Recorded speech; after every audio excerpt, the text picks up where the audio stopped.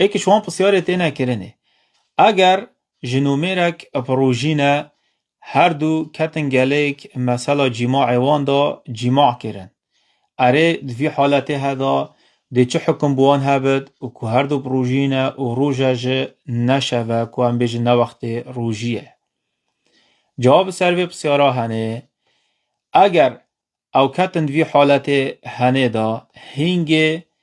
اوه گناهکار بن و گناه که آمازنه بید اوید ها توبه بکن و با رب العالمینی و بزفرن اوید ها بید عبده که آزاد کن با عبدنین آزاد کن هنگه بید هر ایکش وانا دو هیوا سریک پروژی بد یعنی ظلامشه و جنگشه بید دو هیوا سریک پروژی بن اگر نشیان پروژی بن بید هر ایکش وانا 6 مسکینا تیر بکن ویجا چه معظوماتک مازن دینن و وان مسکینا بینن آن جمع بیجن هر پیش مسکینک یعنی پیش روژه و کلونی و برنجه بدد یانجه 2 کیلونی و بس 6 کیلونی و بدد چونکی برنج بقدر خواه یه هی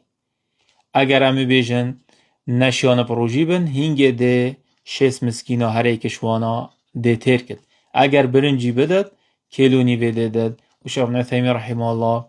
وکی اتفتاوک یا خودت بیجد اگر تشتیدی بدد گل هیچ چتره وکی مثلا زیته و طاماته وان تشتا شد بدد گل اوه حکموی کسیه اوه افکوته گل جنکو خواه مثلا جماعه هر وصا شیخ ابن عثیمین رحمه الله بیجد حکموی اوه و کسک دی بسیار جد که بیجد با هکر ایک نزاند کو حرامه هنگه ده حکموی چه بد یعنی نزاند کو حرامه ده روژیاوی که بد افحالتت هنه ده چه بن شیخ ابن عثیمین رحمه الله ات بیجد هنگه چه سروینینه و بلکه روژیاوی جنایت اشکاندنه و چه گناه جه سروینینه و چه کفارتاش نادد و قضا جناه کشه بیجش برچی بیجش چینکی رب العالمینی القرآن دا يقولي ربنا لا تؤاخذنا إن نسينا أو أخطأنا يعني بيجي يا ربي تو المناجري